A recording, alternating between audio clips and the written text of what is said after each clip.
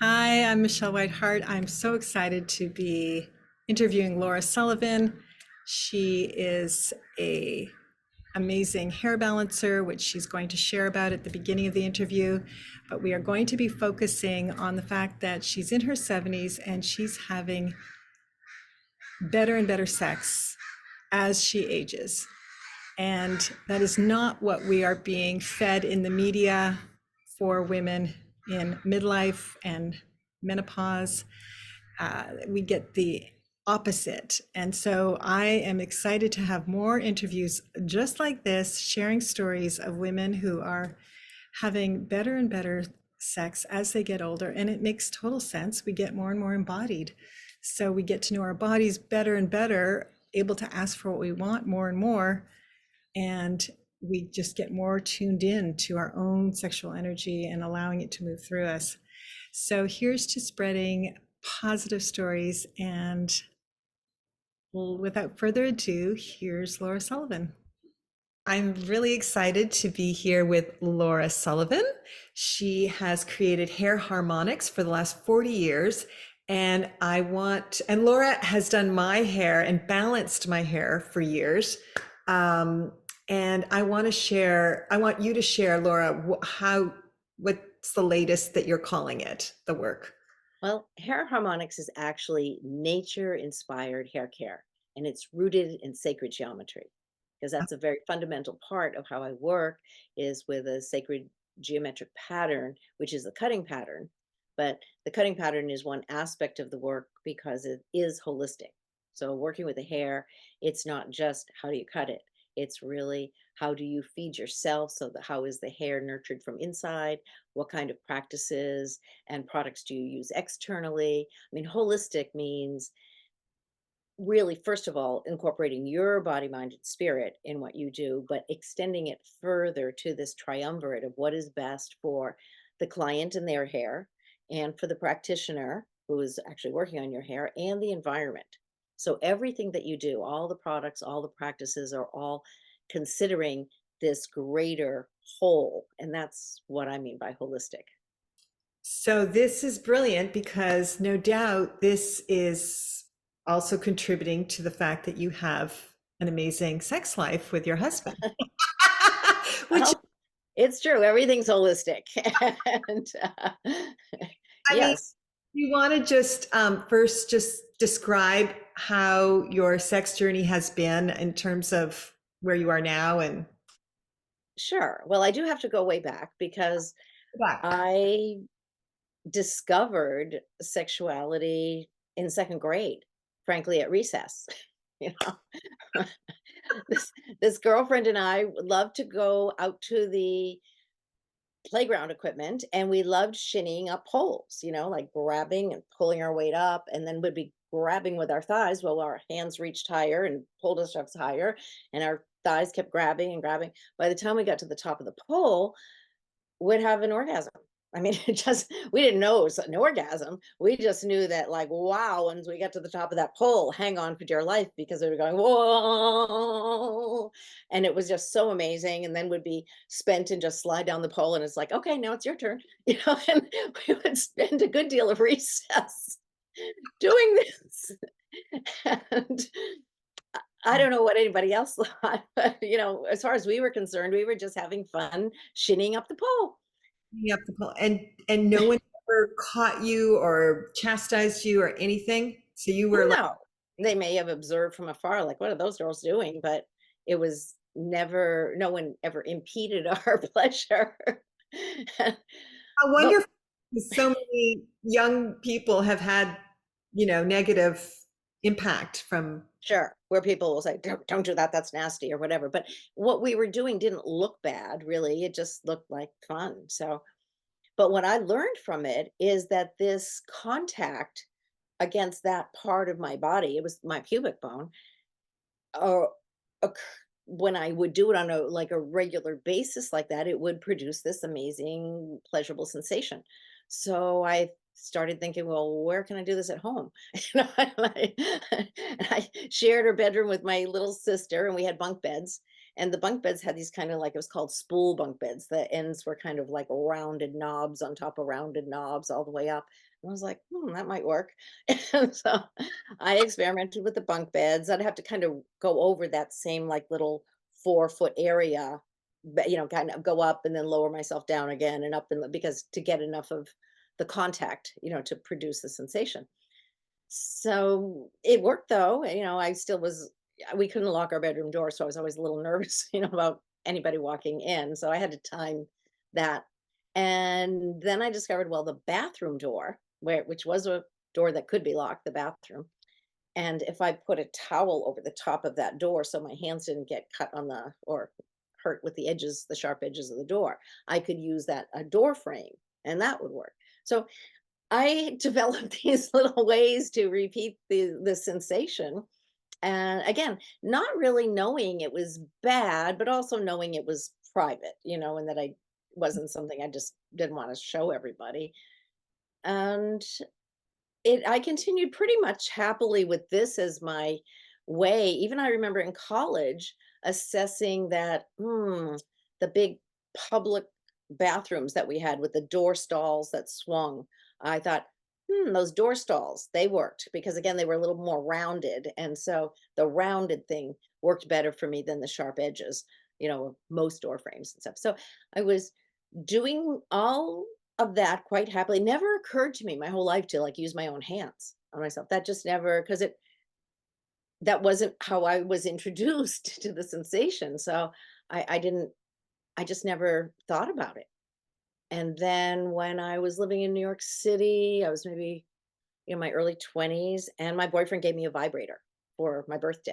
One of those old Hitachi wand vibrators. Well, that was pretty life changing. That's still, I have to say, almost 50 years later, is a really good tried and true way to elicit those pleasurable sensations. Now you So clitoral, just clitoral, right? just clitoral. Yeah, but it isn't just clitoral. The whole thing is when the more you explore your sexuality, it spreads out into your body. So like, yeah, I may be initiating it with clitoral stimulation, but the result is my entire body is in a full orgasm. I mean, everything. So that I think evolved over time because in my late 20s, I moved to Los Angeles with I was moving there for a career. I had a career in the entertainment industry, and people said, "Hey, if you want to work for us, you've got to go to LA. We're not hiring people from New York." And that was the real reason that I moved. But I also knew that Southern California was kind of a mecca for new thought and sexual freedom, things like that. And anyway, I just knew in my heart of hearts that there had to be. I never had um, what I would call like a real meaningful sexual relationship. I had a little bit of one in college with my first boyfriend, but that relationship turned out to be very bad because he was a pathological liar. And so I wasn't really, open or looking for anything else. But when I moved to Los Angeles, by that time I was really well aware. I'd had a long-term relationship with someone in New York, and that was fine and all. But I knew there had to be more to sex than just getting your rocks off, with a kind of localized genital orgasm. I thought, there's something spiritual to this. I know there's just got to be. And when I landed in LA, I started looking for it, and I saw it was, in the late 70s and early 80s, and it was kind of a mecca for all kinds of alternative sexuality and tantra type workshops. Tantra's taken on a lot of different meanings over time, but back then it was is really about experiencing sex as a much more spiritual aspect of yourself and not just a physical sensation or a sense of release, that it was much bigger than that, that it was actually a way to connect with the divine. Mm. And also I just realized that I wanted to meet a partner who also thought about sex this way. So that's one of the reasons that I took many of these different workshops in 1979 and 1980 and all, because I just thought the kind of man I might want to have a relationship really needs to understand or be drawn to sex in the same way, that it's so much more than just getting your rocks off. So, So I took tantra workshops, lots of them. right, but before you go into that, I just wanted to ask, it sounds like you were kind of advanced in knowing that there was something more because you'd had so much experience already with yourself. I mean, do you think in terms of having a, like you were pretty satisfied, it sounded like, with the pull and the and Oh, yeah, very like satisfied. when you were calling with your boyfriend in New York, like getting your rocks off, Mm. uh, was that as pleasurable as you doing it yourself, your own version of, I'm just curious if, Not really. Unfortunately, the man that I had this long-term relationship with in New York, he was very emotionally damaged as a child, by his parents, and he wasn't comfortable with touch. In fact, he didn't even want to hold hands walking down the street or anything. It was like no physical contact unless it's full on sex. And honestly, that was a real waste of me because one of the ways that I put myself through college was I became a massage therapist and learned all this myriad ways of touching from, you know, uh, deep connective tissue work to light feather type massage to vibrator massage. I was trained by these very experienced massage technicians in how to use the vibrator, but I went beyond. I was really an artist with the vibrator, what I could do to for clients. And this was all very legitimate. This is Massachusetts. They had blue laws. There was nothing sexual at all in this massage. But it was very sensuous and very relaxing and releasing. And so I learned a lot in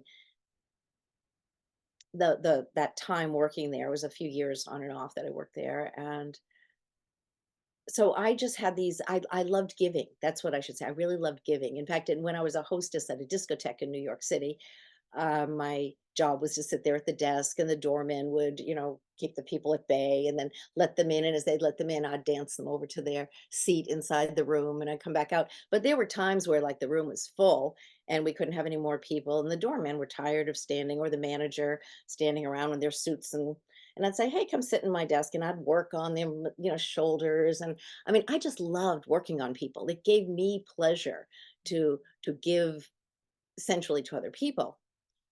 nice. And here I had this boyfriend who like didn't want to be touched. It's like, don't touch me, please. So that was kind of a weird thing. And that was, I have to say, one of the most marvelous things about meeting my husband. He also had been a body worker long before we met, and he loved touching as well. So it's something that the two of us share, is this pleasure in touching the other person, and giving pleasure is as much fun as receiving it. And that's, I would say, a big part of, these last 36 years together, is that we really like that, it's not just under the auspices of we're having intercourse. That's when we can touch, which is how it was with that old boyfriend. It's like we touch each other there all the time. Just walking by. Oh, hey, let me scratch your back. Let me, so it's just such an integrated part of our lives, touching and giving pleasure, that I would say it's almost like making love all the time, because it's not that it's a blissful. I mean, we get into fights, on Right. horrible, dramatic fights and things. But I'm talking about, it gives us a way to reconnect real quickly because we have this touch thing. And this is what I learned from a sex coach, the concept of like keeping the momentum going of connection, not just only when you're having sex that you have to reignite all that juice, but you're like keeping the juice and the flame going all the time with the time. Yes. Just even like when we get into bed at night, even if we have no intention of making love, we love to have our naked legs all wrapped around each other in every kind of configuration you possibly can. Just feeling the skin touch the other's skin sends an electrical current back and forth that is just so yummy. It's like food. It's that mana that I think we all crave. And I feel so grateful actually that we both feel that, because I've talked to some people and they've never felt it at all. They've so I just feel a little sad. It's like never having had ice cream or something, you know? Fascinating, Laura, because my sense of you is that you're always lit on some level, Hmm. sort of ongoing life force energy going through you. You're excited about everything you do and talk about. And I just wonder, do you think it's from this connection that you have with your husband, Um, or partially? well, partially, yeah. But I can be excited about my work and other things that I do, even if I'm angry at him. So, so Right. I just mean though that your level of life force energy is being fed by this steady stream with him, mm. your own self. Like I'm just curious, do you have your own practice or do you even need Oh, one? totally, totally. Oh, oh yeah. Like just before honestly getting onto this call with you, I used my trusty vibrator. And it was just, I mean, what happens is my body speaks to me. And I was like getting this sensation. I was like, I really want to go do that. And I was like, why? And then when I was laying down there, kind of just building the energy, and I was like, oh, because I'm going to be talking about sex in an hour. Of course, my body's already kind of like, in that mode or thinking about it or whatever, because I didn't think about it initially. I just acted on impulse. It was like, yeah, I want to go do that. So I just did. And, you know, and And it has nothing to do even whether if he's home or he's not. I mean, right. sometimes he can be home and upstairs just watching TV. And it's like, that's not what I'm craving in that moment, is that our bodies smush together and the whole, energy dance. I'm just wanting the release within myself. I'm wanting that kind of just to feel that energy build and release out through my body. Just it's kind of frankly, it's a great antidote to anxiety or tension, things like that. So and so is that how your practice goes? Just in whenever you want to have that experience? It's not like a regular what no routines, no no, routines at all. no and routine. and even with him, it's just about when either of us kind of it's just a feeling. Sometimes it's actually like a physical, like something in the loins just going, and I'm like, oh yeah, okay. And I'll tell him, what do you think about maybe, you know, doing a little dance tonight or something, and I'll go, okay, let's see what happens. And we always leave it open, like, let's see what happens. Because just because we're feeling like that in the morning doesn't mean by night we will be. I mean, it can shift for any number of reasons. I mean, it's happened where both of us were like totally into it earlier in the day. And then by that time, it's just like whatever we did, we were exhausted, just do not have the energy. Then other nights, we actually aren't thinking of it one bit. It's not even in the brain because, in fact, we are too tired to even think about it. We get in bed, and I mean, without any atmosphere, without any lighting, music, anything. It's like, good night, good night. And then our bodies just like come awake, and it's like the bodies take over. And and somehow or other, we find ourselves making love totally. It's outside of our brain. It's like a magnetic compulsion thing that just happens, and all of a sudden, like, wow, where did that come from? Because it isn't a thought, it isn't a plan. It's an like an animal attraction or something, that the two bodies just need that merging. They need that energy exchange that happens. It's like somehow batteries or something just rebalancing or refueling or something when you come together, because they're opposite energies, and they come together, and like all of a sudden it's like a release and a balance, and so no, there's no plans ever, no schedule. It's not like, oh well, this week we have to fit it in, or it's like never. You're defying everything that I've been learning from others. Like I just love, it's so refreshing hearing all this. Like from the clitoral orgasm being expansive, which is rarely ever described as such. Oh wow. Yeah. No, So for me, it's huge. It just spreads. It's like the ripple effect goes throughout the entire body, out to the toes. The toes. I feel it in the toes. I feel my head is going. Wow, wow, wow, wow. Yeah, yeah. Just- you are, really giving such a good promotion for clitoral orgasms and what's possible with clitoral orgasm. But as you said, it's because you've cultivated your whole body's receptivity. I mean, had you know? Also, I've done yoga for over 50 years. So that I think is part of it. I mean, I was just so lucky that because I didn't really like sports, I wasn't so good at team sports or anything. But when I was a freshman in college at UMass, they said, well, there's a phys ed requirement you have to do. And that year they introduced yoga for the first time. And like nobody ever heard of yoga back then. It's like, what? And I thought, well, I'll try it. It's non-competitive, you know. And from the very, first semester I tried it, I just loved it. It literally changed my life. I mean, I loved that awareness and connection to my own body. And that's what I got out of yoga. So I would say that's pretty fundamental to my So physical relationship with myself. would you say then that your clitoral orgasms evolved as you deepened into yoga? Like, can you see an evolution of your clitoral orgasms?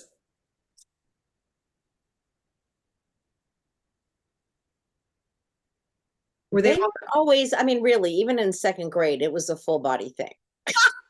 Well, you were lucky, girl. I mean, It was because, I mean, literally, it wasn't just a little thing happening between my legs. It was so expansive that I had to literally hang on for dear life while the whole body shook.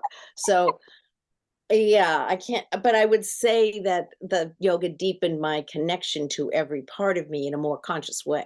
right. And you know what I'm starting to feel like the climbing up the pole was a whole body. So somehow Yeah. that is probably the best way to have a clitoral orgasm when you're untrained is to climb up a pole because Yeah. somehow your whole body, well, you were Well, young. yeah, you're grabbing with your fingers and holding, and then you're using your strength to pull yourself up. So there's this whole thing, and it goes right through you. And meanwhile, then you pull up and you have to clench with your thighs around the pole to hold you, to release your hands so you can reach up higher to grab, and then pull again. So you're right. It's a whole but almost like rowing or something, except that your legs are involved because your legs are grabbing. Because if they don't clasp tight enough around the pole, you're going to slip down. So yeah, yeah, you're right. That's a good awareness I never even thought of. Fascinating. I mean, really fascinating. So, okay, so then the Tantra workshops, can we go back to your what happened sort of the evolution from there? Well, the first one I took was actually in the living room of John Gray, who went on to write Men Are From Mars when, or From Venus, when he was with his partner at that time. And they thought, well, let's teach Tantra. And then they realized people really didn't even know how to have a relationship, much less a tantric relationship. So they kind of rolled back what they were doing to teach some basic relationship skills, which a lot of it is communication. And I have to say, to this day, any problems I have with my husband are about communication. It always goes back to communication. But fortunately, I took this training with them and learned certain ways of communicating more effectively. And unbeknownst to me, my husband was also taking classes with them. But somehow, even over the couple of years that both of us took classes and actually became assistants in their programs, we never met each other. I mean, yeah, he was actually with another partner at that time, and the two of them were actually going to be trained by John and his partner to become other teachers of this methodology and stuff that ended up not quite working out. But uh, he had this basic language of communication that I had, so that helped that we both did that. And I later met him in the only Tantra workshop that was taught by the man who trained me in the hair balancing work that I do. He He was taught, also into Tantra. He and I were not partners in that way ever, but we shared a passion for knowing how important this was for overall health and well-being. And he was pursuing his interests, and he and his partner at the time had this tiny little class. And my husband John and his partner at the time were two of the participants. I was one of the 4 single people taking it, and there were only maybe 3 couples or something. It was a small little class. And curiously enough, we were learning, this was the theory about this was, in order to have satisfying sexual relationships, you have to get rid of all the stress and tension of the day. Don't use sex as a stress releasing exercise. So these were almost all bodywork techniques that Mercury was teaching to almost steamroller out all the stress and tension of the day. So you started neutral. And that was his firm belief, is that to have really satisfying sex, to really go places and experience the breadth and depth and heights that are possible, that you have to start from this neutral place, not like schlepping in all your tensions of the day. So these were really fun, easy bodywork techniques. And we were supposed to practice on the different people in the room. And this was a fully clothed workshop. And so it wasn't nothing risque in that way. But I remember when I was, the first time I was paired with John, and he put his hands on my shoulders. He was standing behind me, and I felt the energy from his hands. And it was like so intense. It was like way greater than even the teacher had. I mean, I just felt it go right into my body. And my thought was, oh, I never want to switch. I never want to switch partners. And I didn't mean for the lifetime. I really meant in this workshop, this guy's got more juice than anybody else. So I'd rather do the exercises with him. And who knew that that was really, that he would become my life partner. It's just like, so some things are just a felt sense. Yes. And isn't it fascinating that here you are, the protege of Mercury, and both of you have this deep connection to tantric sexual wholeness and Mm. bliss. Like, isn't that interesting? Well, it's fascinating that not only did he teach me the work that would go on to become my life's work, but he also facilitated this opportunity in which I met the man who was to become my life partner. And who knew? So he was very instrumental in my life. I'm extremely grateful to him. And so these techniques, did you go on to learn more about Oh Tantra? yeah. And Oh did yeah. all, Well, after John and I got together, and like the woman he'd been with at that time, she left him for a millionaire and who lived a block away. She goes, you're wonderful, John. Everything's great with us, but he's got $1 million. So it's like, bye. you're So, like, yay. well, except that no, he wasn't ready to be with me at that time. And I was also kind of exploring other things. I mean, we were friends, we knew each other more peripherally, but he explored another few relationships, and so did I. And then interestingly enough, we were both invited to a housewarming for mutual friends. And it was up in Ojai where he was living at the time in community. And I didn't want to drive up from Santa Monica and back in the same day and be at the party and all this. So I said, hey, is there any room? Could I stay over at the community, overnight? And he said, oh, sure. There's tons of extra rooms. No problem.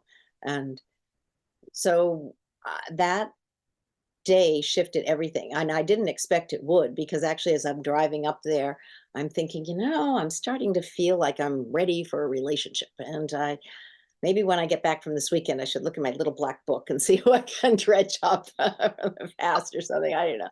And interestingly enough, that afternoon, we were sitting in the dining room just talking, and suddenly, right mid sentence, and I'm not sure whether it was his sentence or mine, but we just stopped and our eyes went like clunk, just, and we were just in this lock, and then our bodies started vibrating like they were tines on the same tuning fork. And it was just, I'd never felt anything like that before. And then some person walks in the room and says, oh, John, where's the peanut butter? And it was like, boom, broke the spell. I mean, totally broke the spell. And later on, we went, after dinner, we went for a walk. And I mentioned to him that that was really an interesting experience, that I hadn't felt that before. And he was like, oh, yeah, okay, whatever. And apparently he had experienced that, with someone before, and didn't exactly work out. So he didn't, put as much into it as for me. It was like, wow, And then by the end of the walk, I came to the conclusion that I didn't want to stay in one of the myriad of available rooms. I was interested in maybe staying with him. And was also interested in that, and so I did. We went out to his little cabin in the avocado groves, and we laid down next to each other, and the exact same thing happened. The eyes went into the lock, and the bodies went, "Mwah," and I was like, "Okay," and I've just basically been with him ever since. No, no, again, for him, that wasn't as telling. He was still like, I don't know." So for the next few months, he was kind of, keeping the door open and checking things out and whatever. And it's fine. I wasn't asking for some like, huge commitment or anything. I'm like, because I was all in for the moment. I mean, as much as I'd ever been with anyone, so I wasn't even wondering about him or anything. I just was having my own experience of like, this is interesting and watching it unfold. I Wow. do have to say though, Uh-huh. because I felt safe with him when we started to become sexual, after a little while, some really unpleasant things happened. And that is in the safety of this union with him, old past life memories surfaced of being raped. And they were horrible. I mean, it only would happen when I was really open and surrendered to being with him. And then all of a sudden this like face would come up like this horrible pirate, just gross man, like attacking me. And it was, all I could do is like, I just wanted to kick him off me. I wanted to like kick, scream, stab, bang, whatever. And yet I knew in my brain, this isn't him, this is John who I love. And just, it was really difficult because that's not what you want to have happen when you're hoping to be in these intimate moments with the person you're falling in love with. And I remember saying, I said, "I promise you, I know this is not going to be this way, for the rest of my life. I know it. It can't be. I'd kill myself. In fact, if that's what the rest of my life was going to be like that." And somehow we worked through. Not only did we work through it, I actually had a client who was an ex nun who wanted to do an exorcism on me, and she did. And she just drove that whole past life with that pirate out. She found some other things to drive out to, some old, Catholic stuff from my past that had been oppressive.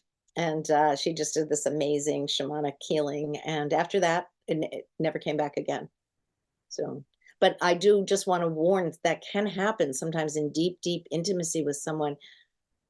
Things you don't want can surface because suddenly something opens up where it's kind of like in sessions like Reiki and therapy and things like that. When you breathe and you open to these deeper places, and then your body knows, okay, this is a safe time to release that old repressed stuff. Mhm. And it comes up and it's out. It may be painful to release it in the moment. You might find yourself yelling and screaming and kicking and banging or whatever, but then it's out, it's gone. And it's like you're not expending energy holding it down inside yourself anymore. And so it was a very difficult period of time to go through because it happened over and over for several months. And then, but finally it was gone. And I have to say nothing like that, nothing like that has ever revisited. Have there been any, I mean, 37 years you've been together, you said? Well, we've been together longer than that, but that's marriage. Those are Yeah. marriage years. Okay. So were there ever any other glitches in this amazing connection that you had in the bedroom? Like, Oh, well, just when we're having an argument or something, I'm not feeling really close, and right. we are good about expressing ourselves very fully and vocally and getting it out quickly, and over time we've learned how to heal and get back to the love faster. I would say earlier on in our relationship, being resentful and like, and I'll just, I'm not going to talk to him. I'm not certainly not going to be intimate with him, and because I'm so angry about whatever, and over time we just got to see the waste of energy, honestly, that is. And the reason we're together in the first place is because we love each other. And the most healing emotion to be experiencing in this world is love. So like, why not get back to that, and express as much as we can. And so that is something that we've consciously worked on, is like, it's almost like who can forgive and like get back to that love connection the fastest. That's amazing because that's going to make a huge that's going to make a huge difference in keeping that sexual connection alive. Like, because for 36 years, it's hard to maintain that kind of, a lot of people, things sort of peter out at some point. They can't maintain that. Resentment kills it. I know so many people who allow the resentments that they have towards their partner. And it's not that we don't still have the same character flaws that we dislike in each other, that we still hope that someday will change and improve, or whatever. I mean, we still hold out that hope, but we don't hang on to the resentment. Oh, he's still doing that, or she's still doing that, or we don't let that build and become the dominant feeling. Yeah, that's really important. And so it also seems like neither of you really needed to learn how to do anything differently in sex. Like, did your sex experience evolve in any way? Oh, totally. Because as we learn ourselves more and what our bodies want more, we have to learn how to communicate that, to our partner. And again, it's always communication. It comes down, and sometimes, early on, we both remember times that, we're fumbling, or we inadvertently hurt the other person, squishing a scrotum, or twisting an arm, or bending a finger, and it's like, ow, ow, ow, ow, just like, or get off me, or something awful happens. Well, recovering from those incidents is really important too, because you have to realize nobody meant to do that. It was clearly unintentional.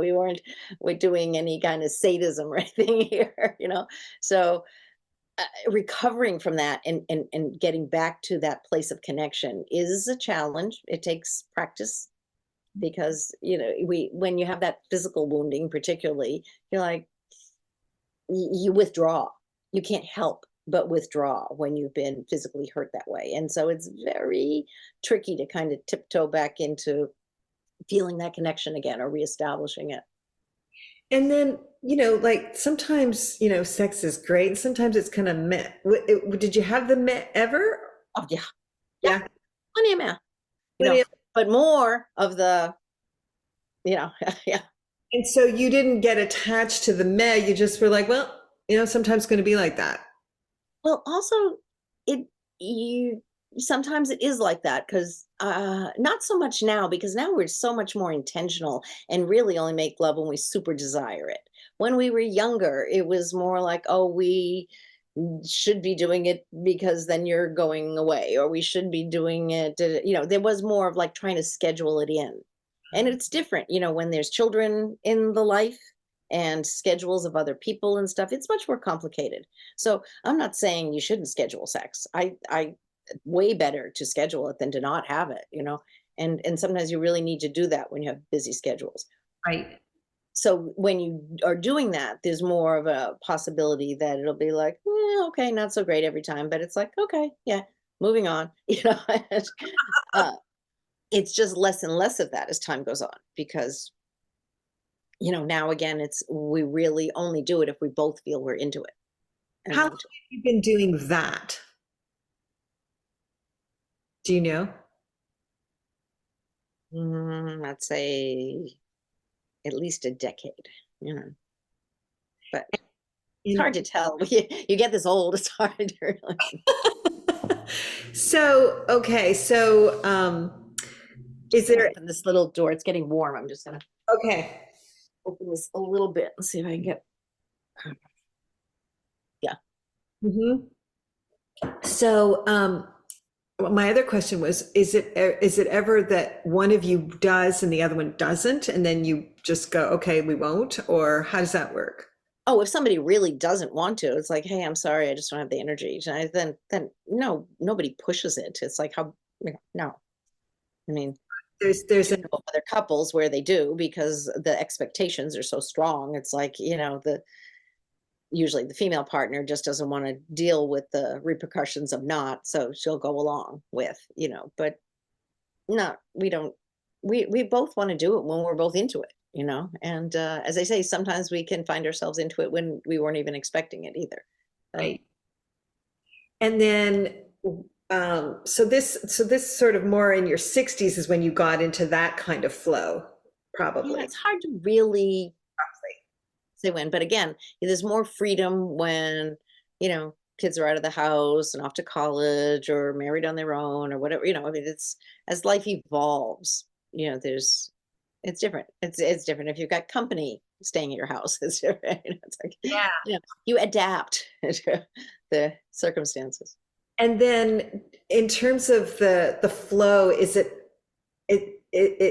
a way that you always start, or is it just Mm-mm. No. Although I do have to say, John knows that my middle back, where I can't, I used to with yoga be able to reach both sides perfectly and actually hook the hands and all that. And I'm not as flexible in the shoulders, obviously, as I was. I can get back there and I'm intending to. But anyway, that middle back, I love to have it scratched. Just love to have it scratched. And so I might not even be in the bed yet. And he'll reach up and start scratching my middle back. And I'm like, oh, I mean, it's like you've got me right there. all bets are off, everything's going to flow from there, and who knows how it's going to go? Yeah. Yeah, but in terms of positions or music or having to have certain lighting or whatever, it's different, Yeah. time to time. We do get stuck on certain music, like I think in our 40s or something. There was a lot of Van Morris. I don't know. There are different things. It's like, oh, okay, that's our making love music. And now, frankly, some of the playlists that you've made for your womb power classes, they work really well. So Glad womb power could contribute. it does. Um, do you think womb power has contributed in any other way, just out of curiosity? Oh, well, just that work of attending your classes almost weekly for 4 years, just again brings so much attention and awareness to that part of my body, which is something that we rarely make connection with. And I love all kinds of movement classes and body work experiences and things like that. But nothing was quite like womb power, where each class we start with our awareness focused there and then connect it to different parts of the body and also the different rhythms. I liked how, we start with a much more aggressive, not aggressive, but lively movement. And it tends to be more of a dance kind of a thing. And then it becomes more internal and focused. And so all of that process, I can't imagine that it hasn't really helped. Yes. And I'm so delighted. And so you have said, and John has said, that sex just keeps getting better. Is that like, how is that possible? I know we never expected that. I got to tell you, neither of us had any idea that it could. But the thing is, when you've been with a person that you trust this long, your trust deepens and deepens and deepens. And the deeper your trust is, the more you can surrender. And the more you can really surrender, the more powerful your orgasms are. Because you're not holding on any little areas to kind of, I'm afraid here, I'm still afraid there. And over time, the trust really, really grows. And if you have a good relationship, yeah, if you're with somebody you can't trust, I can't speak to that. But our trust is an amazing thing. And I do see a direct correlation between how much we trust and feel safe with each other. And the other thing too is this partner knows you better than anyone else in the world, and wants to please you. So, it comes from that place of, it's just, you can trust that the ways in which they're going to please you will probably be pretty pleasing, because you know each other so well. And yet there's room always for new things. That's also, I'm learning new things about him all the time, which is another shocking thing. It's like, after being with somebody, 3.5 decades, you think you know them pretty well. And yet it's just surprising. I'm like, well, I would never have thought that, and just, and so I like that there's, we're not, our books are not written and published. It's still in process, and we're learning more about ourselves and each other all the time. And But the trust thing is something we can count on. right, that's the glue that just keeps things going. But yeah, so that's why I think womb power was helpful, is that you kept getting to know yourself more. Mhm. Got to be part of, I think this is why I think sex in menopause and beyond gets better. That quote from Dr. Christiane Northrup, she says the data says that women in their 60s and 70s are having the best sex of their lives Truly, because truly. it sounds better. It must be one of the reasons. Well, that's my experience. So I'm not gonna argue with her. Yeah. Yeah, well, that's great to know, because that's where your own practice and your own practices of different kinds of things that make you more connected to yourself. There's like infinite growth there, Oh potential. yeah. Always more. And again, if you see it as an aspect of your spirituality and your relationship to the divine, I think our sexuality is a gift from the divine. And it is a way to connect to that greater love that's out there. And that is something that it's not necessarily in your mind with every sexual experience, but it is a big part of, I would say, many of our sexual experiences is being conscious that this isn't just me and you together here. This is like connecting us. And I mean, it's igniting something that is part of a greater love, a more infinitesimal love that's out there. And it's a way to plug into that, and where you realize you're part of a much greater whole. Would you say that you are both consciously including that sort of somehow? Oh yeah. Is that also from your tantric background, would you say, or? Yes, because the tantra is really, it's about an energy dance. And so everything's energy, and everybody's relationship, everything, I mean, this glass of water is energy. It's different forms. The glass is one kind, the liquid water is another, but everything is energy, and it's just finding the energy currents you want to dance with. And if you're doing it with a partner, that's really where the fun and the not having expectations of how it will be or how it's going to evolve or turn out, or will there be an orgasm at the end or whatever. You don't have that. You go into it without expectations, just seeing, you meet energetically and you go through this dance back and forth and you see what happens and see where it takes you. So it's almost like you're getting on a current or wave, or like a surfer, like that's their highest high, and is you get on that and then you're riding it. And that's what tantra is. You're riding an energy wave, but you're doing it with a partner. So it's not just you on the wave, it's like it really takes a conscious willingness to surrender to the partner and to the energy dance, both, and just seeing where you go with it. Beautiful. Wow.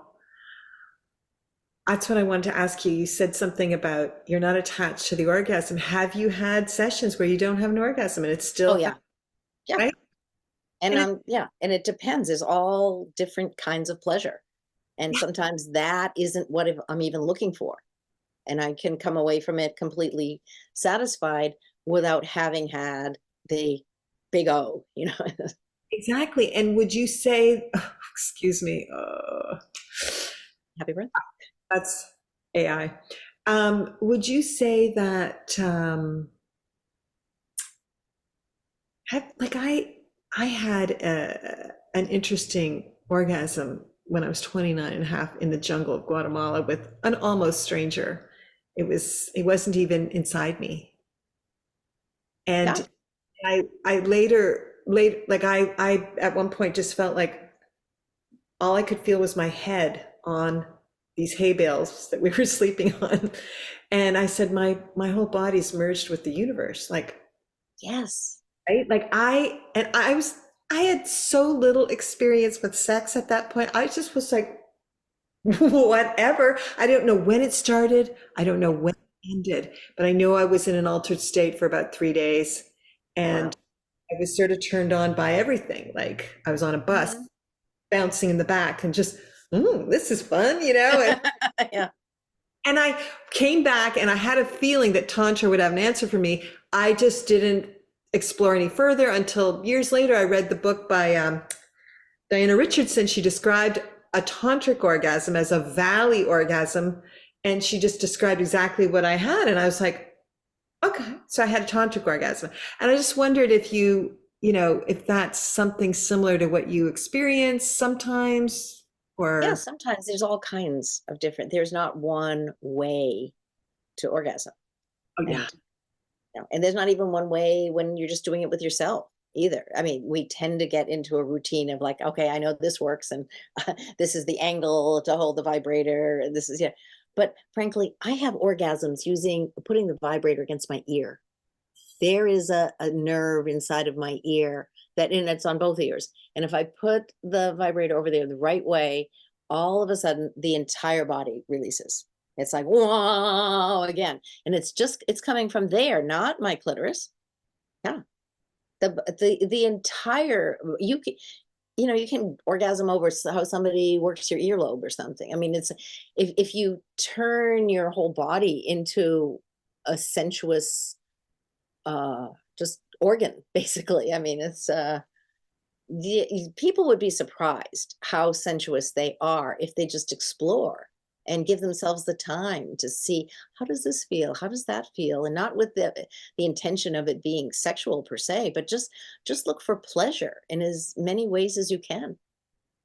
exactly, exactly. And not being attached to it being an orgasm or anything. It could be on the spectrum anywhere. Seeing like, as I've heard this concept of satisfiability, like finding the satisfiability of anything really. Like even a not so great experience, there's something satisfiable, whether it's sexual or not sexual. Like you're always learning something. There's something. I've had orgasms from food that is just so incredibly delicious. I cannot believe it. So And what? it just spreads. I just feel it like, oh my God. And my feet have to wrap around the legs of the chair I'm sitting on, because I'm like, oh my God. I mean, it just the deliciousness of it. And that's what I'm saying. You can get into pleasure from so many different aspects. It isn't always just touch. Yeah. I know people from a sound of something, how certain music can move you to tears, or certain, I mean, there, yeah, just it's about opening yourself to the vast amount of pleasure that this life is here to give us. I mean, I honestly think it's one of the reasons we come in and incarnate in bodies, is because this is when we can experience how things sound and how they feel and how they taste, and just of course how they look, and but there's just so many ways to experience the sensual pleasures of life. And I'm not one of these who think, oh, we came here to deny ourselves all of that and be an aesthetic, an ascetic, and deny all that. No, I'm into like, savor it all. Well, you're lucky enough to have a body, do it, and rejoice and receive it all, as much as that's what we came here for. We Yeah. have plenty of other existences where we're just spirit, and you don't get to feel and touch and taste, and have that expansive yumminess that I think we pay a price for being here and getting those pleasures. But as long as we're doing that, why not get as many of the goodies as you can in as many ways. And so you're bringing in this other concept also that I also believe very deeply, that finding the pleasures, in the more you're receptive to pleasure in general, any kind of pleasure, the more in the bedroom it's going to just be that receptivity and openness. And Sure. okay, so I want to play what John said.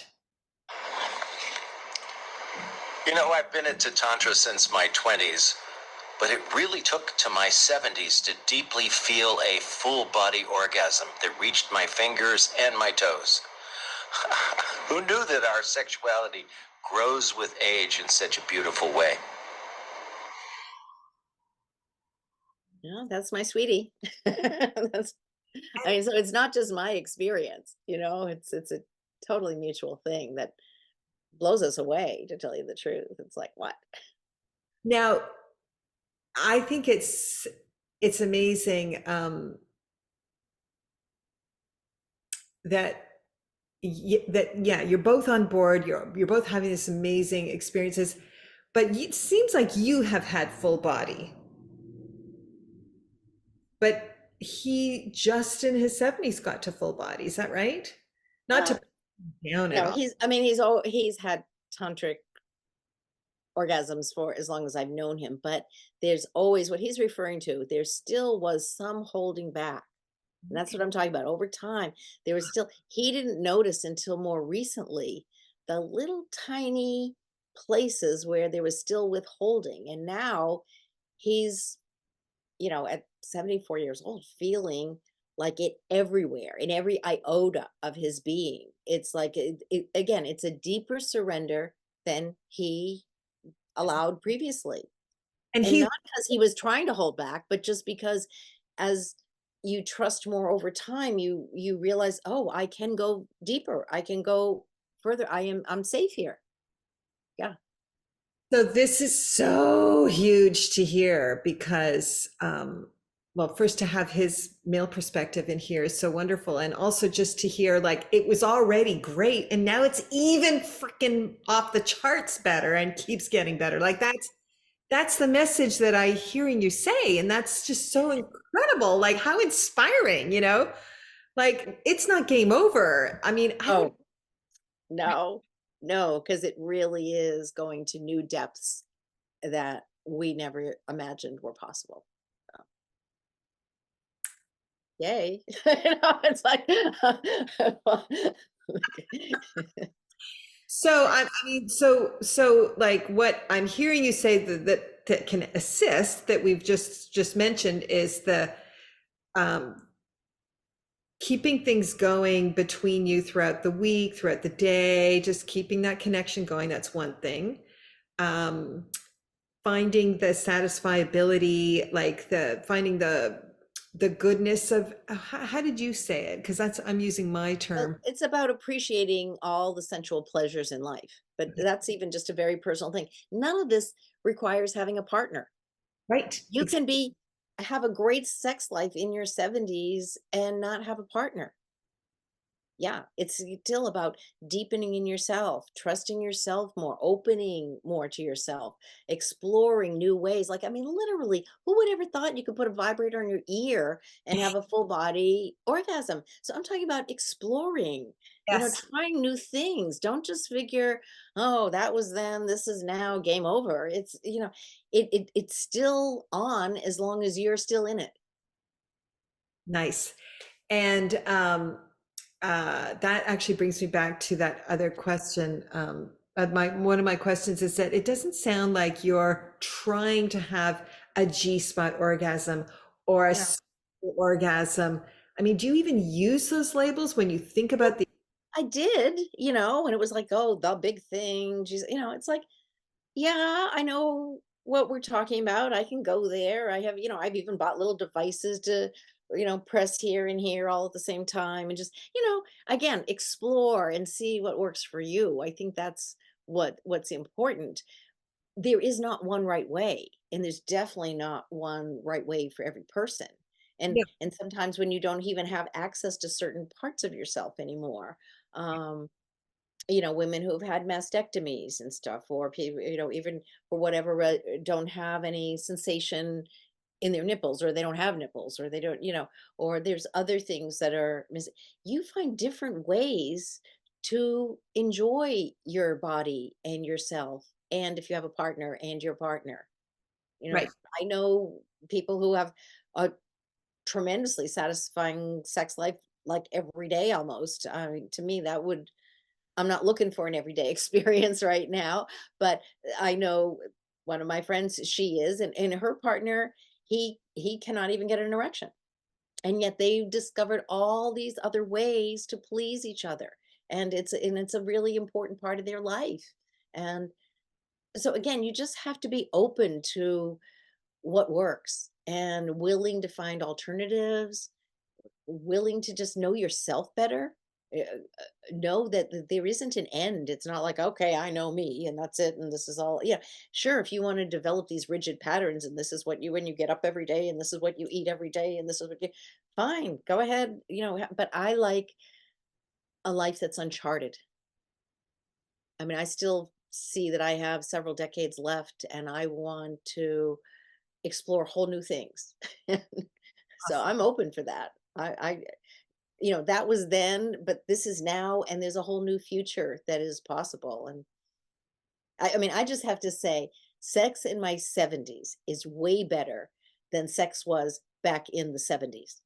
And I was having, and I was having great sex in the 70s. I mean, that's when I was like, whoa, you know, really in college, coming awakened to myself in that way, then moving to New York City and having new experiences there, and then moving to LA. And then, I mean, I honestly, I mean, I wouldn't call myself promiscuous, but back in that day, it was more acceptable to have various partners. And it was also pre-AIDS, Right. pre any like real scary stuff. So I mean it was, I of course was mostly with people that I felt like this really deep connection with, but not everybody. And but I had a lot of lovely experiences and some of them just mind blowing, honestly. But nothing consistent like with what I'm experiencing in my 70s, where pretty much every time is like, wow, that's another, like, I mean, we've expanded beyond the top 10 because it just it keeps getting there's too many to fit in the top 10. So, so it's not dependent on having an orgasm. No, It sounds like it's the energy in it is the nice. place that you go. Is it an altered state for you? What would you say? Or not altered, Well, or yeah, it is another, yeah, you have to get out of your head. That's key. You have to get out of your head. And that is a big problem for me because I'm like, always thinking about stuff. And you're not going to you can't be in your body and in your head at the same time. So you really have to make a choice to turn off those thoughts and worries about the day or what you got going on tomorrow or whatever. I think if you want to be with a partner, you need to be with that partner for that time and be willing to turn off your attention from other things. right, Because it's wherever you put your attention, that's where your energy is focused. And this is all about, it's an energy dance. So right. So that whole cervical orgasm thing, like, would you say that's something that you have on the regular? Would you even I name don't it? think about it. You don't even think The about it. cervix is I mean, the cervix is just part of my whole happy place. So I don't isolate it as this kind of orgasm or that kind of orgasm.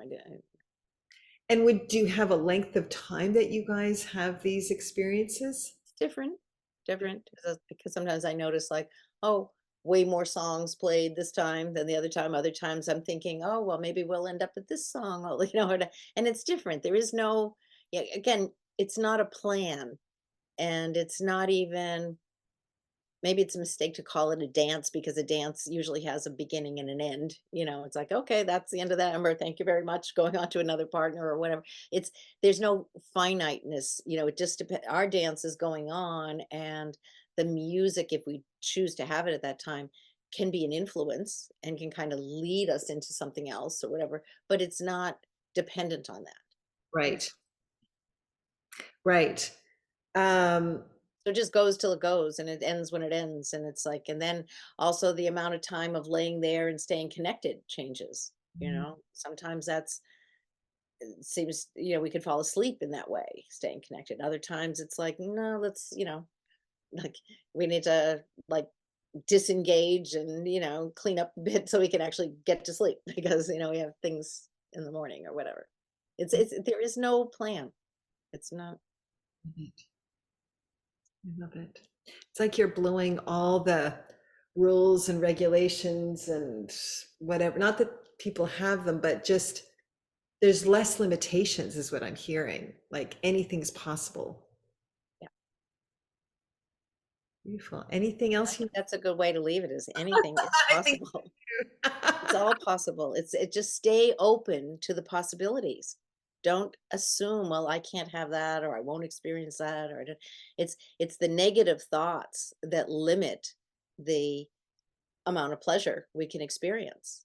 There really shouldn't be limits. We live in this really a Garden of Eden with pleasures we never could have even imagined. And yeah, just open to them, receive, experience. The women are supposed to be receptive in some ways, but I don't think we receive pleasure enough. totally agree with you. Yeah. And so, I mean, I think that's just a nice thing. Look for all the ways in your life that you can receive more pleasure, Yeah. and your sexuality will just become part of that. Wonderful. Thank you so much, Laura. It's my pleasure. Another way to experience pleasure. Great. Okay. Mwah. Mwah.